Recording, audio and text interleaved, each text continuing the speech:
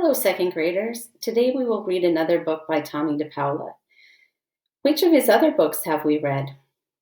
This book is called Strega Nona, written and illustrated by Tommy DePaula. Strega Nona is an important character in the story. Find her on the cover. What do you notice about her? What are you wondering?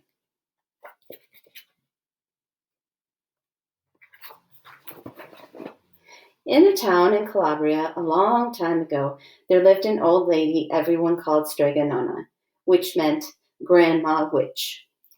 Although all the people in the town talked about her in whispers, they all went to see her if they had troubles.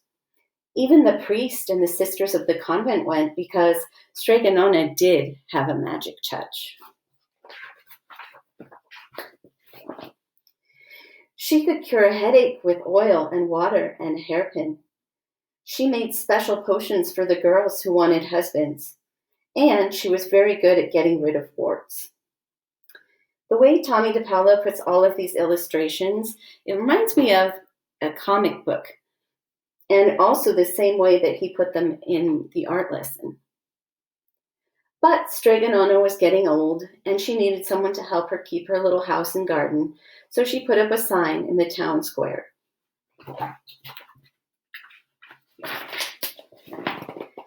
And Big Anthony, who didn't pay attention, went to see her.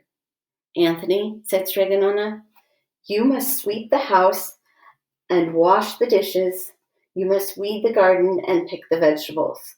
You must feed the goat and milk her, and you must fetch the water. For this, I will give you 3 coins, a place to sleep, and food to eat." "Oh, grazie," said Big Anthony. "The one thing you must never do," said Strega Nona, "is touch the pasta pot. It is very valuable, and I don't let anyone touch it." "Oh, si, yes," said Big Anthony. And so the days went by. Big Anthony did his work, and Strega Nona met with the people who came to see her for headaches and husbands and wives. Big Anthony had a nice bed to sleep in next to the goat shed, and he had food to eat. One evening when Big Anthony was milking the goat, he heard Strega Nona singing. Peeking in the window, he saw Strega Nona standing over the pasta pot.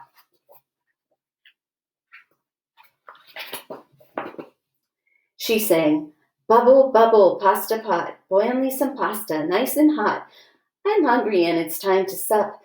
Boil enough pasta to fill me up." And the pasta pot bubbled and boiled and was suddenly filled with steaming hot pasta. Then Strega Nona said, "Enough, enough, pasta pot. I have my pasta nice and hot. So simmer down, my pot of clay, until I'm hungry another day." "How wonderful," said Big Anthony. "That's a magic pot for sure." And Strega Nona called Big Anthony in for supper. But too bad for Big Anthony, because he didn't get to see Strega Nona blow 3 kisses to the magic pot. Strega Nona blew 3 kisses to the magic pot. Why do you think it's too bad for Big Anthony that he doesn't see her do this?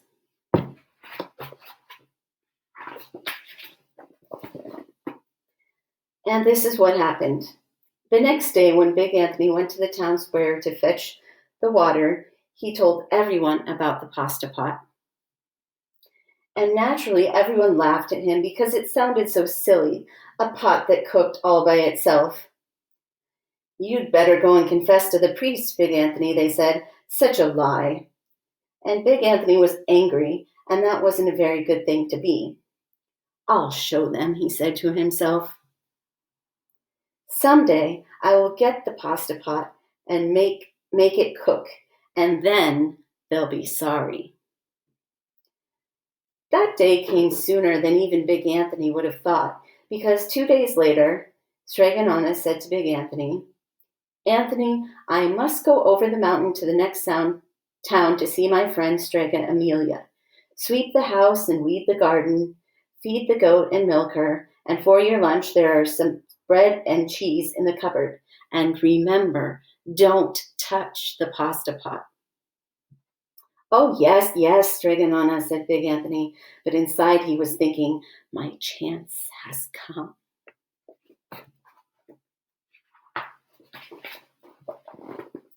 As soon as Strega Nona was out of sight, Big Anthony went inside, pulled the pasta pot off the shelf, and put it on the floor.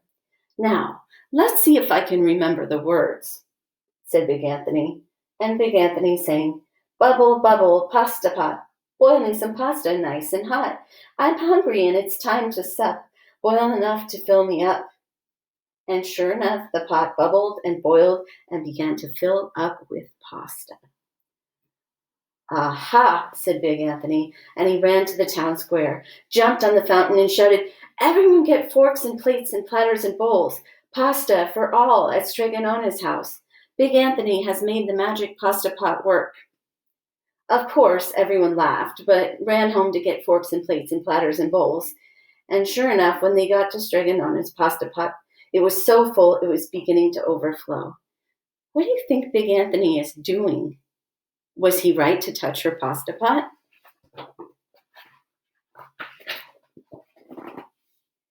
Big Anthony was a hero. He scooped out pasta and filled plates and bowls. There was more than enough for all of the townspeople, including the priest and the sisters from the convent.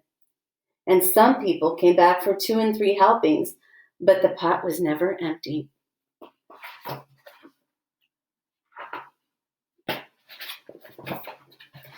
When all had their fill, Big Anthony sang, "Enough, enough, my pasta pot. I have had my pasta nice and hot. So simmer down, my pot of clay, until I'm hungry another day." But alas, he did not blow the 3 kisses. What do you think is going to happen? He went outside, and to the applause of the crowd, Big Anthony took a bow. He was so busy listening to compliments from everyone that he didn't notice the pasta pot was still bubbling and boiling until a sister from the convent said, "Oh, Big Anthony, look!" And the pasta was pouring out of the pot all over the floor of Strega Nona's house and was coming out the door.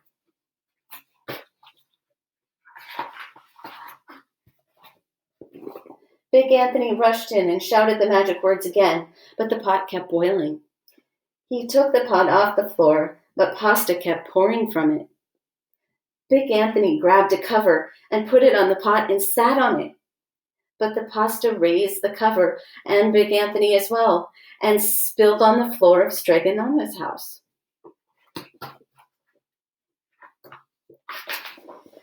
"Stop!" yelled Big Anthony, but the pot did not stop. And if someone hadn't grabbed poor Big Anthony, the pasta would have covered him up. The pasta had all but filled the little house. Out of the windows and through the doors came the pasta, and the pot kept right on bubbling. The townspeople began to worry. "Do something, Big Anthony," they shouted. Big Anthony sang the magic song again, but without the 3 kisses, it did no good. By this time, the pasta was on its way down the road, and all the people were running to keep ahead of it.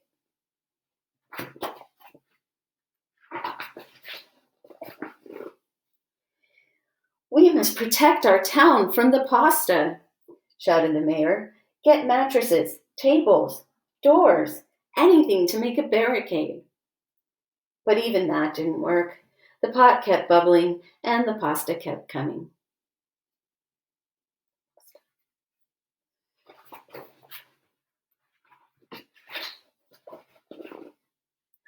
"We are lost," said the people, and the priest and the sisters of the convent began praying. "The pasta will cover our town," they said. And it certainly would have, but Strega Nona had Strega Nona not come down the road home from her visit. She didn't have to look twice to know what had happened. How does Strega Nona know what happened?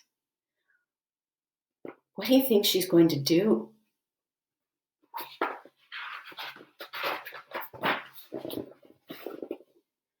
She sang the magic song and blew the 3 kisses, and with a sputter, the pot stopped boiling and the pasta came to a halt. "Oh, grazie, thank you, Strega Nona," the people cried. But then they turned on poor Big Anthony. "String him up," the men of the town shouted.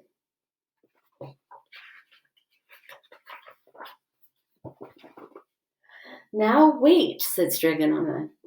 The punishment must fit the crime. And she took a fork from a lady standing nearby and held it out to Big Anthony. All right, Anthony, you wanted pasta from my magic pasta pot, Strega Nona said, and I want to sleep in my little bed tonight. So start eating. So what does Big Anthony have to do? Do you think his punishment is fair? And he did. Poor Big Anthony.